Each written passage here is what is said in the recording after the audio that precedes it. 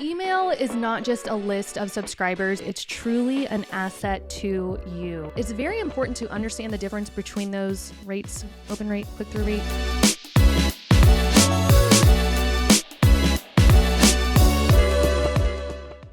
What's up, everybody? Welcome to another episode of Call Her Creator, powered by Stan. I am no longer social marketing queen. I changed my name, so my intro is going to sound a little different today, and I'm excited for this new era of my life. So I am finally retiring the social marketing queen name. I'm going to give a little backstory on that, and then we'll get into today's episode. We're going to be talking about email and why it's so important for your business, and y'all going to learn everything about nurturing and attracting emails and all that good stuff. But let's just kick off today's episode with my new name. So I started Social Marketing Queen back in 2014. So I told my husband, I'm like, it's been 10 years since I had this name. And for the past couple of years, I don't know, just Queen, using the name Queen has just been cringy to me. No offense if you have Queen in your name, because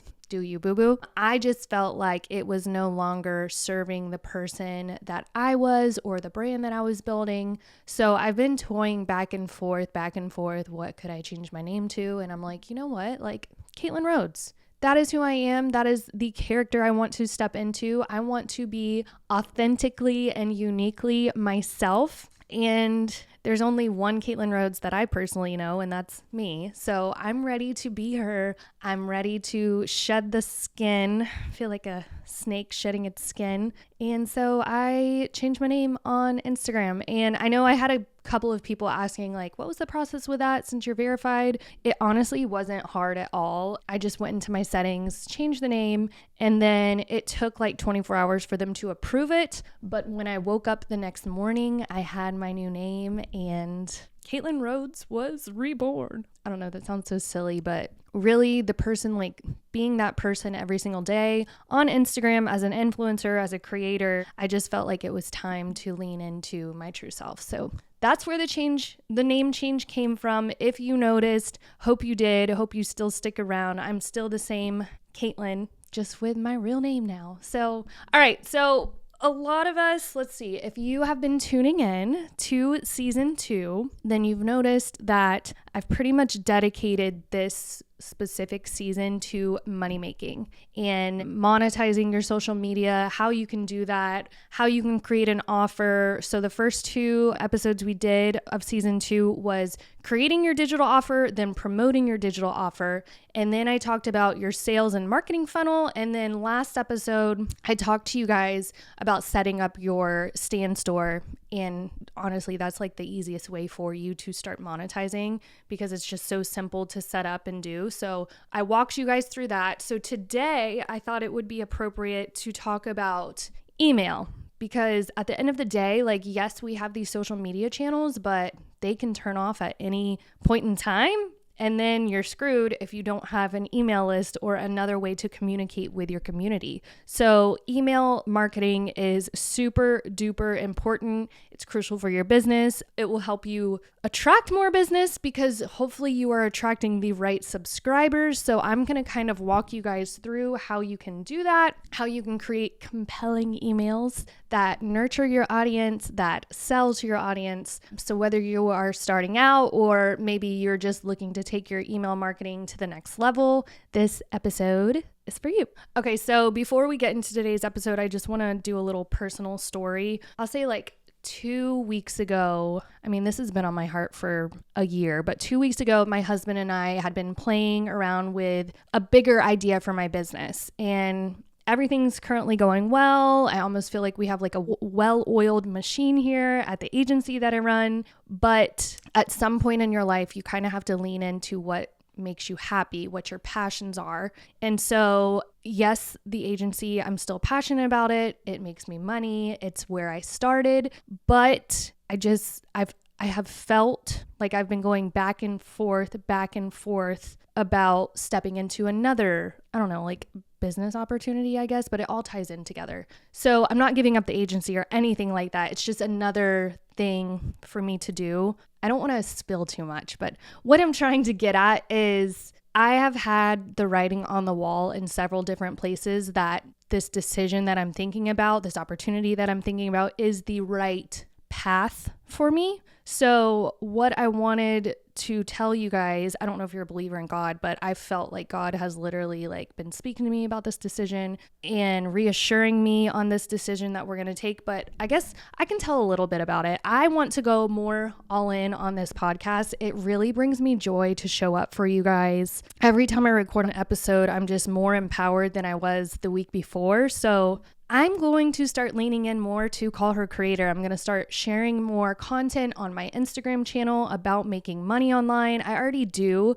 but it's always been like a 50-50 with me posting Instagram growth tricks so that I can attract people to my agency. Again, I still have the agency, but we're going to be adding some team members to Influence Marketing Studio so that they can keep running that well-oiled machine, and I'll still be, CEO, founder, owner of it all, but I'm also going to be taking this podcast a little more seriously than I was before. I mean, I truly was always taking it serious, but I just want y'all to know that I'm here for business. I'm stepping on that business. This podcast means so much to me. I'm ready to grow it. I'm ready to do the things that I need to do to help it get in front of more ears. So if you're listening to me today, I do hope maybe you can help me put my podcast into more people's ears. Suggest this podcast to somebody. Send an episode to somebody that you love, or a colleague, or a friend. I really, truly want to blow this thing up, and I'm ready to step into my podcast power.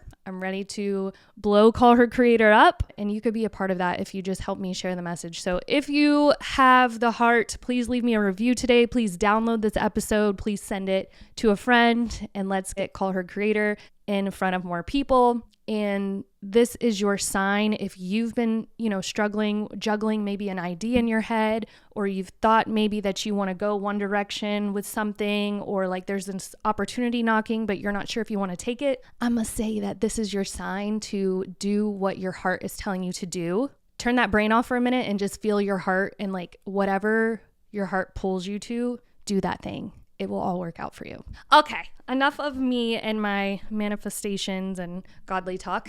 Let's talk about email marketing. So the importance of email. Let's just talk about that for a second. Geez, I had a friend who got locked out of their Instagram account for a long time, weeks. And so they had 300,000 followers at the time. And so they couldn't talk to those people. Can you imagine having this business built on this channel and then all of a sudden it just going dark and you can't do anything about it? That's scary. The good news is that this person also had an email list. So when she was going through all of this stuff, luckily she was able to email her subscribers and say, hey, I can't get into my Instagram. I'm going to set up this backup account. Go follow it if you want to, until we can figure this stuff out. She ended up growing that other account, thankfully, because of her subscribers. Luckily, her Instagram came back to life, but she still has that backup account. Good for her. But it just goes to show you that at any time you could lose access to these social channels. We don't own them,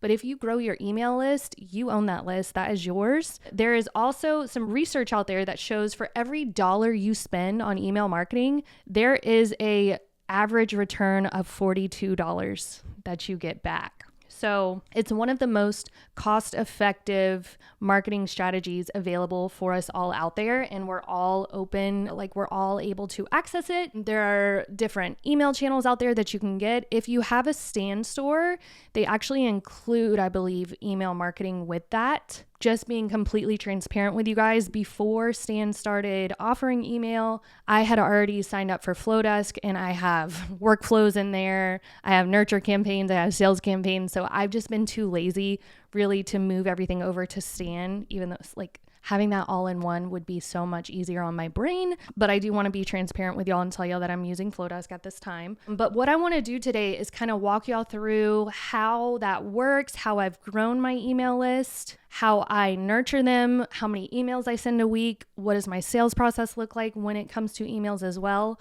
And hopefully this will help you guys too with your own email list, or if you don't have one, maybe it's going to talk you into building one. So email is not just a list of subscribers. It's truly an asset to you. These are people that have opted in. They have came to you. And so they're kind of like a warm lead to you. They've shown interest in you or your brand or something that you're offering. So it's not like you're talking to a cold audience. These people kind of know who you are. They've seen you before. They've been interested in something that you have. So it's a really great direct way to nurture and talk to these people and sell to them. So let's first talk about lead generation strategies. Like, how do you even start an email list? How do you get people to be so interested in even joining your email list? So there's a couple ways you can do this. One, you can always have like a hey, sign up for my email newsletter. You can have that on your website or your Stan store or,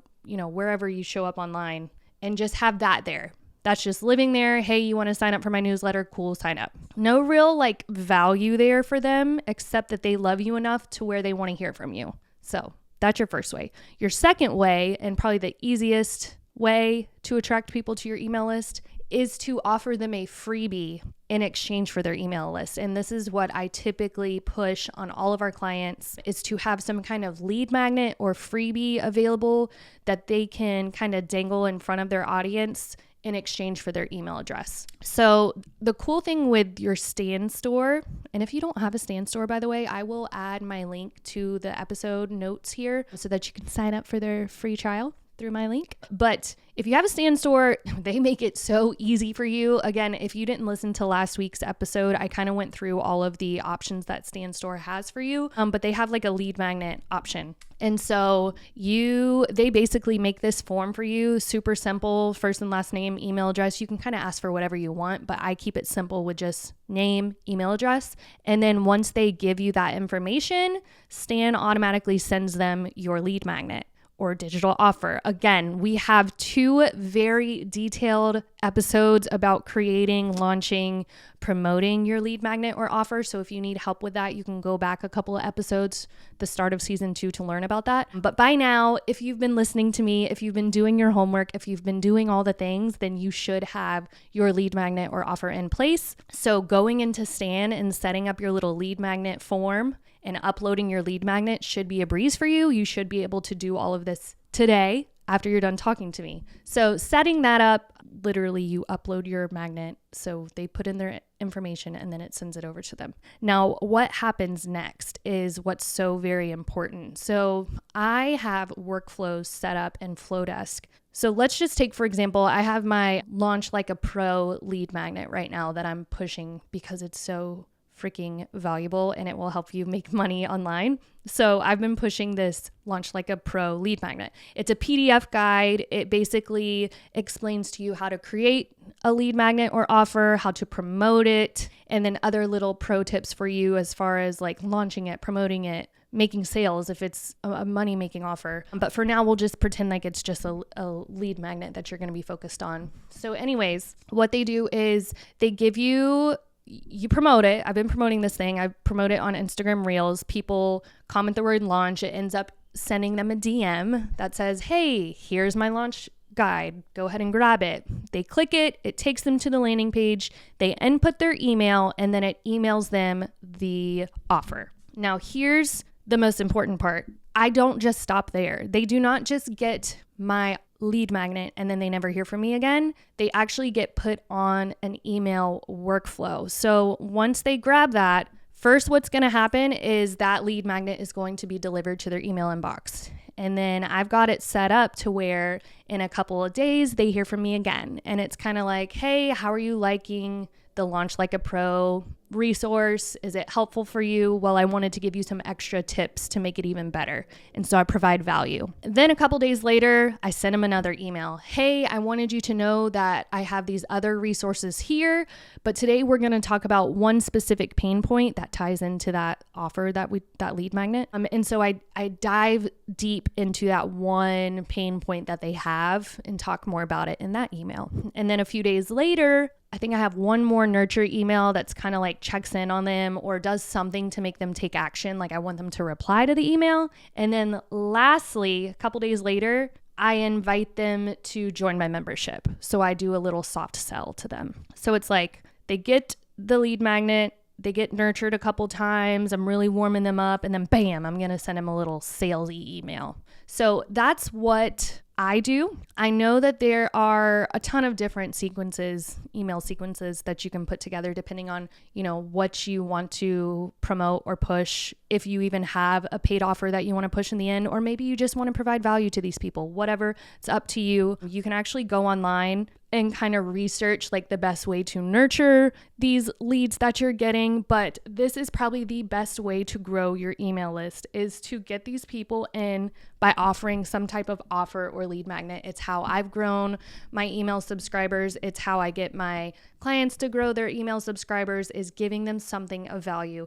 Now, I want y'all to understand that whatever this lead magnet is, it truly needs to be a good lead magnet. Don't just send them something that you found off of Google. This is your first impression, and it needs to be a lasting good impression. So you need to give them value. So that's super important. Let's dive into these different email sequences that you can put together. So first is, if you have, remember when I said like some people just have something that says, hey, sign up for my email newsletter. Like you're not really giving them anything in exchange. It's more so just like, hey, come join me in my community. So with that comes a welcome series. And this can just be something friendly, not too long, but you're basically just going to be like sending them a couple of emails in a sequence that introduces your brand, introduces your services, and then just provides like education, value, tips, trends, what's going on in the industry, stuff like that. Then you have your nurture sequences. Once your subscribers have been welcomed to your brand, once they know who you are, that's when you can nurture them.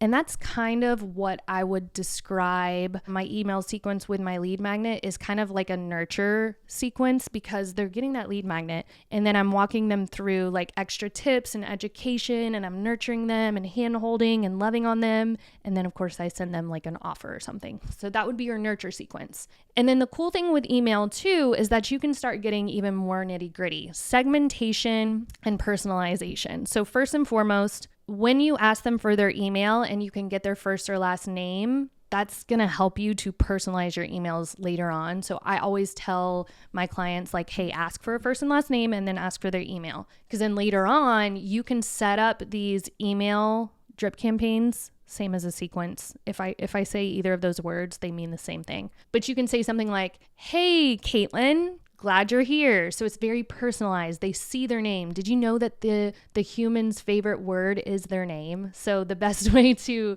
get on their good side is to use personalization and use their name and email. So that's personalization. And then segmentation is where you segment your email subscribers based on how they came in. So I have a ton of different segments in my email platform. I've done offers, I've done lead magnets, and then I also have like people that came from my Stan store. So let me just kind of back it up. So my segments kind of look like this. One, I have a segment of all leads that come to me through my Stan store. Then I have a segment based on launch like a pro lead magnet. That's a segment. Those are people that just came in for my lead magnet. Then I have my Reels Challenge people. Anybody that has bought my Reels Challenge, they are segmented as Reels Challenge. Then I'm a private trainer, I guess, for LPT Realty. So I have a segment for LPT Realtors. And then I have my membership. Anybody in my membership is segmented as membership.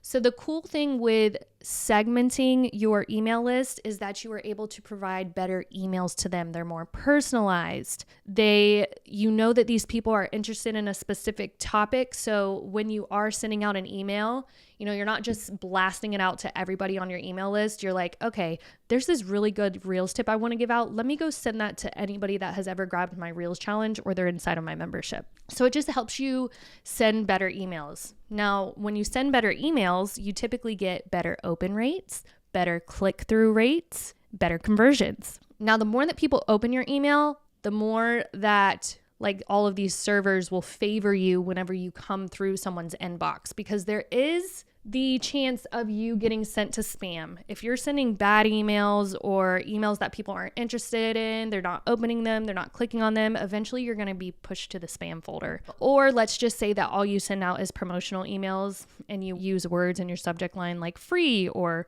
buy this or something like that.